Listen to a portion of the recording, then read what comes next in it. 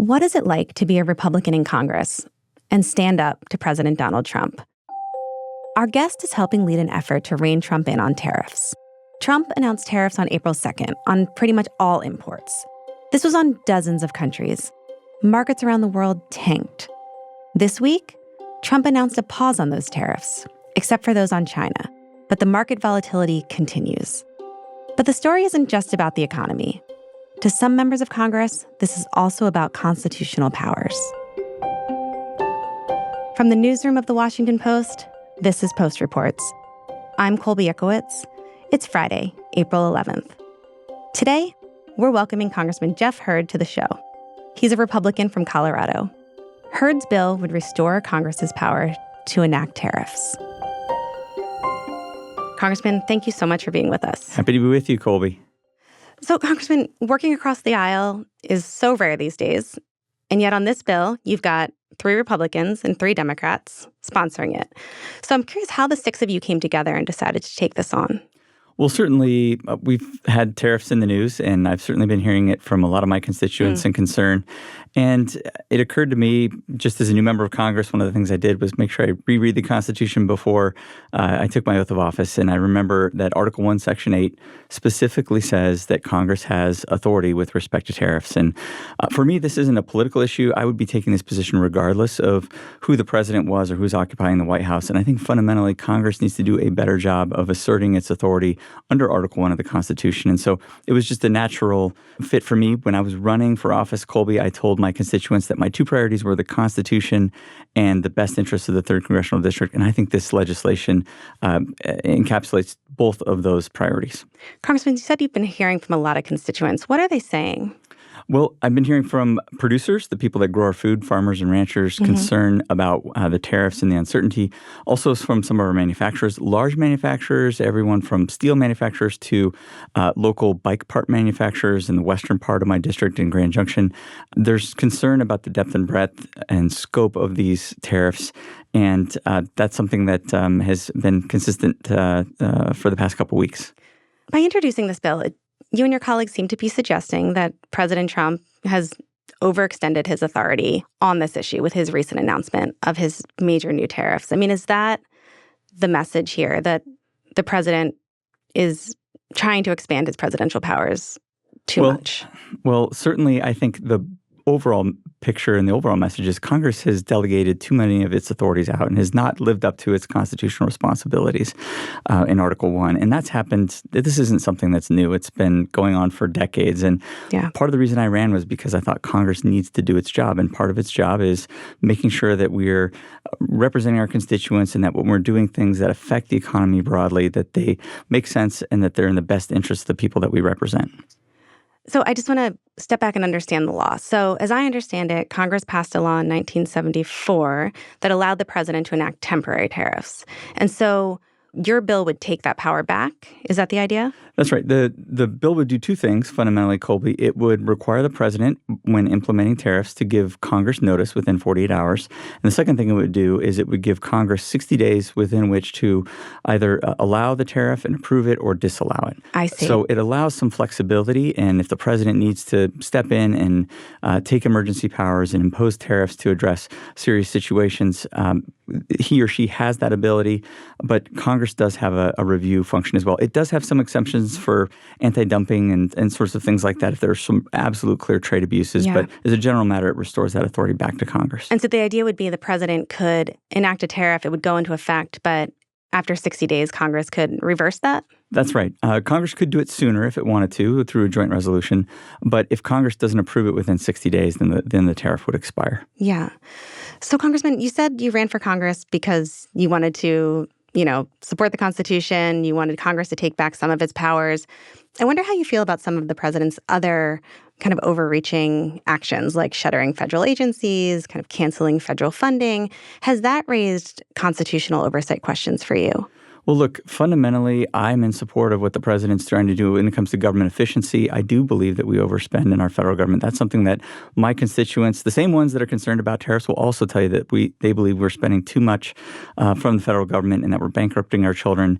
The fundamental reason that I ran was, yes, to support the Constitution, but the more basic reason, the more practical reason, the reason that's closest to my heart is because we are being left behind in rural America. In rural Colorado, in my district, our greatest export has become our kids. And they grow up and they leave, they don't come back. And fundamentally, I want to create economic opportunities so that families in rural America can thrive. And we need to do that through good public policy. And we need to make sure that when the federal government is doing something right, we're behind it. When the federal government is not, when it's spending too much, we're fighting it.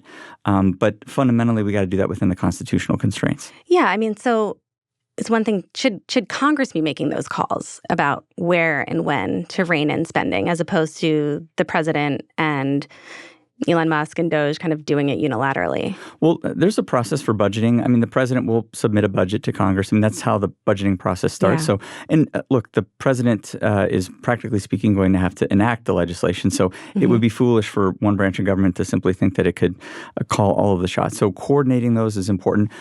Look, I am in support of the Doge effort to make government more efficient. And certainly it hasn't been perfect in the way that it's being laid out. I know we've seen some issues in my district as well with some of the places that those cuts have been happening. But as an overall matter, if you talk to people in my district and the federal that even work for the federal government, they know that there's inefficiencies. We can do a better job. We just need to make sure the cuts are in the right spot. Have federal workers lost jobs in your district? There have been some cuts in my district. Yes, we have. It's a large district.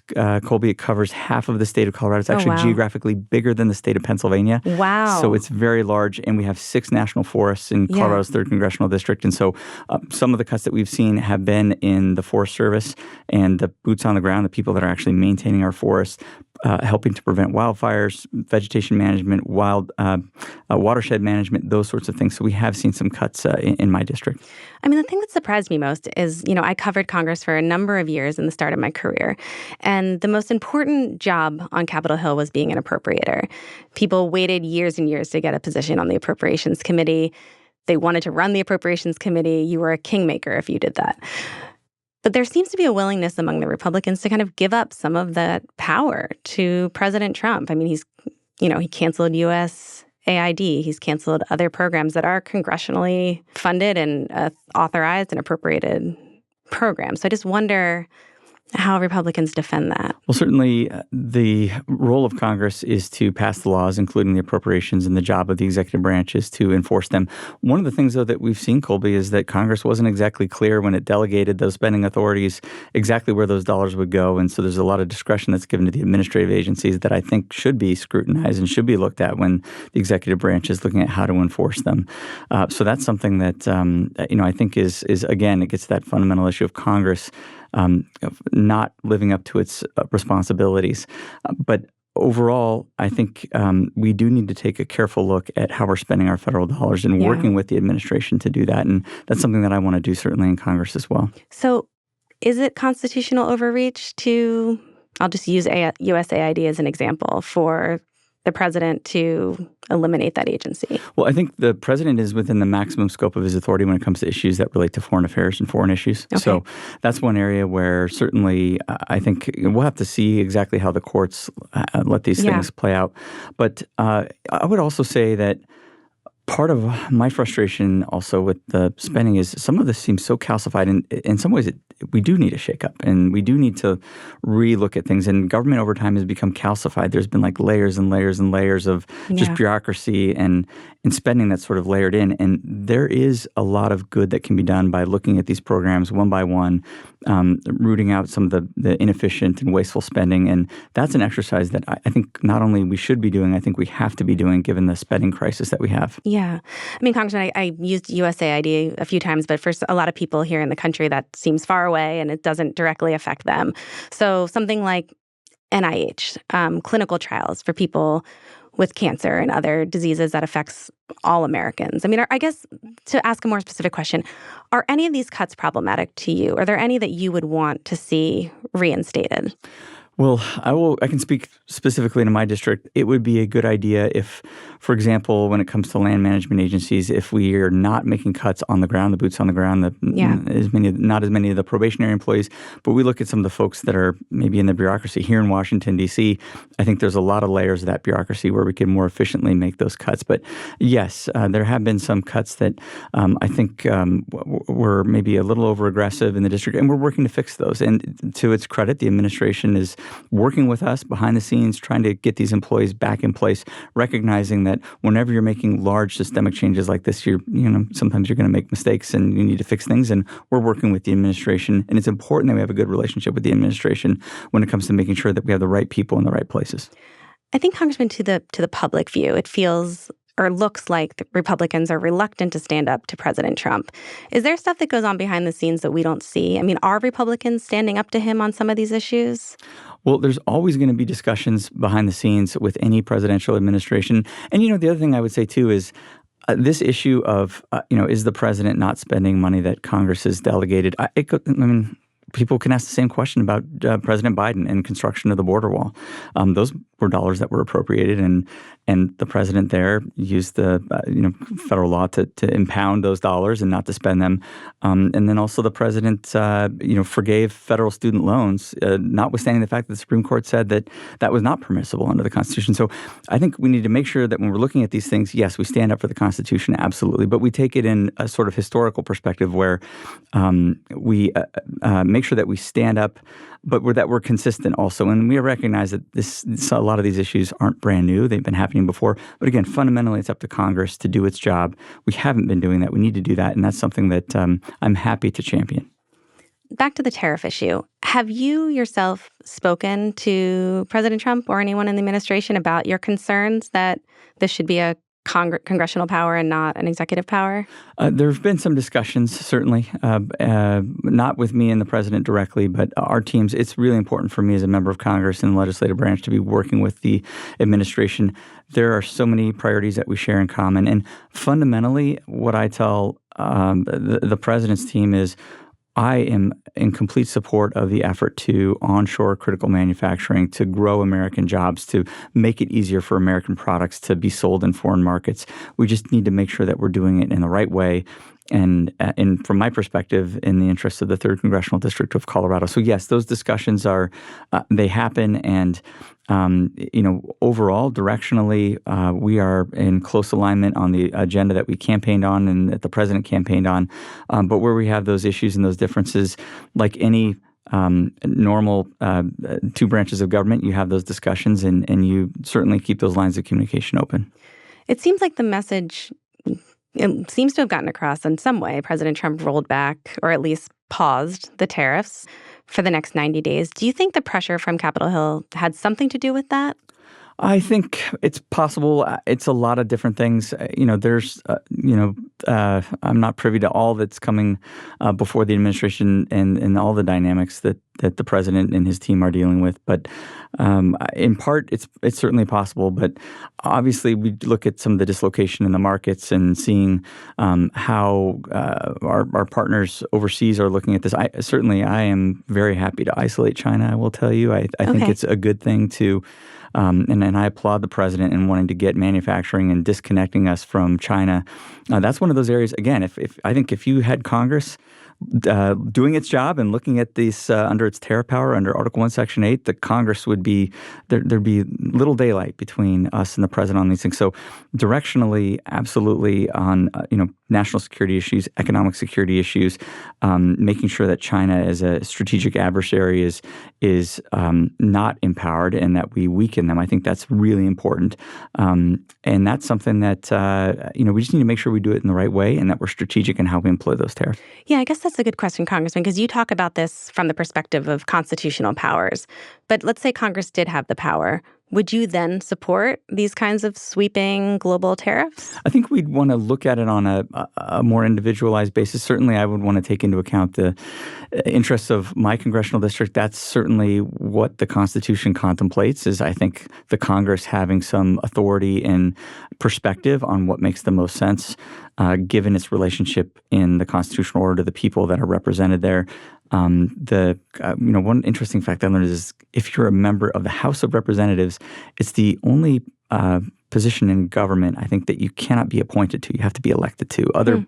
In other positions, there can be an arrangement for an appointment, but it's in the House of Representatives. They need to be elected by the people. And I think there's a real interesting constitutional significance to that and being responsive and being connected to the people. And so it should be Congress, not the president, because they represent the people, deciding where and how these tariffs be. Yes, but remember, we need to work with the president. It's not just one branch of government that enacts laws. I guess you could have a veto-proof majority. But ordinarily, in most cases, the legislative branch and the executive branch are going to be working together. And so it's in that balance of power, in that separation of powers, that I think maybe not perfect public policy, but constitutionally appropriate public policy is developed. And that's one of the things that has been the hallmark of our constitutional order since 1789. There's also a lot. You said you support the efforts of the administration of Elon Musk's DOGE, the Department of Government Efficiency, to root out waste and fraud and excess spending in our government. But there's a lot of concern about the way it's being done, not just that they're overstepping Congress, but that it's done by someone who's not elected, not appointed, didn't go through the Senate. Does it concern you that all of these decisions are being made by an unelected bureaucrat? Well, look, again, I don't think this is the first time that we've ever had this situation where someone in the administration or an administration is making decisions that are in tension with what Congress has decided or allocated or appropriated. And I mentioned the two examples, but there are many more that go back beyond President Biden. And I think you can look back to President Obama as well, and even perhaps some of the Republican presidents. Probably nothing to this scale, though, right? I don't think there's been anything to this scale where someone like Elon Musk would have a team of people going into every agency in government and just firing people and eliminating programs. Well, and I think that's where the constitutional order takes place. And we've been seeing some of the constitutional challenges and legal challenges to some of the things. And some of them have been paused. Some of them have not been. And the Supreme Court has upheld certain other actions. So I think that's part of the way that this works. But one thing I will tell you, Colby, is I do feel like it's tough sometimes to have this sort of broad systemic change, and it feels like to me as an outsider that's come to Washington, D.C., that there's a heck of a lot of change that needs to be made. And sometimes it takes a little bit of disruption in order to make the change that needs to be made. Yeah, there's certainly a sense across the country that Washington's not working for the American people. That's one of the reasons why President Trump was reelected in November. And the question will be, I guess, come 2026, whether the American people feel that this is the right way to go about making those changes. Are you hearing from constituents who are concerned about, how these changes are happening? Maybe not the what, but the how. Yes, certainly. But I'm also, last night I had dinner with some of the cattlemen from our district. And I talked to a gentleman that was very happy with the way things are going. And he said, we need to have this shakeup. So, yes, I hear concerns. I hear, folks that reach out that are unhappy with the way things are working. But like in any republic, you have people that think it's a good thing as well. And so trying to balance those and do what's best for the district in representing 735,000 people, those are 735,000 different opinions that right. folks have. And so there's certainly a diversity of opinion. But yes, there are some that express concern, but there are also that there are others that understand that we do need to make serious changes here, and sometimes that causes disruption. But I would say fundamentally, I am somebody that believes in institutions and the power of institutions and in the constitutional order. And whatever we're doing, if we overstep those boundaries, we need to pull back and follow the Constitution. That's what's kept our country where we are today. And again, that's why I introduced the legislation that I introduced with respect to the tariff issue. Yeah. On the other side of that, there's a certain understanding of like an orthodoxy or a purity when you're part of, Trump's Republican Party these days. Have you heard pushback from Republicans on the right that you have introduced legislation that, pushes back on something that President Trump wants to do? For my colleagues in Congress, I think people understand that you need to do what you campaigned on and what's in the best interest of your district, and there's a lot of respect for that. So I would say if there's been any pushback, it might have been from some of the folks. It might be from some of the people that I represent in my district that understand what President Trump is trying to accomplish, and they would prefer to see their representative completely in unison with the president on those things. And what I tell them is, look at the other issues that we're focusing on: energy, reducing the cost of groceries, gas, the cost of your utility bills, those, passing, helping to secure the border, all those things that we're doing, working with the president and his administration. There's a heck of a lot that we are working very closely on. But fundamentally, I'm doing what's in the best interest of my district and what I think is required under the Constitution. And so some of those folks will understand that, and they say, "Yep, okay, I get it. We may disagree, but I understand, Congressman Hurd. That's okay." Others aren't as happy, but that's. I knew that going into this to this process, and it's still an honor to serve them and represent them. Do you consider yourself a MAGA Republican? I always describe myself as a constitutional conservative. I tend to not really get too excited about tags, and I think one of the things that I want to do is be an effective, thoughtful, pragmatic conservative. So that's a lot of adjectives that I just gave myself there. But I would say the label that I feel most comfortable with is constitutional conservative. And again, going back to this tariffs issue, that's something that I feel fundamentally that we need to stand up for in Congress and reclaim that constitutional obligation. So I know you said you didn't speak to President Trump directly about this issue, but if you could, what would you say to him? I would say, Mr. President, I am behind you 100% on the overall goal of onshoring critical manufacturing, growing our domestic economy, keeping more jobs here in America, growing more jobs here in America, selling more American goods outside of our country. And I applaud that, and I'm 100% behind you. Let's work together to make sure that we're doing it in the best strategic way for rural America, and particularly the people of the 3rd Congressional District, and many, the majority of whom voted for President Trump in this last election. I mean, he won my district. He won a number of other districts in Colorado. Well, let's see. He won at least one other district, maybe 2 other districts in Colorado. In rural Colorado, he's very popular. And what I would tell him is, Mr. President, let's work together to make great policies that help rural America and deliver on the promises that people voted on us for. Great. Well, Congressman, thank you so much for taking the time. It was great to chat with you. Happy to join you, Colby. Thanks. Thanks.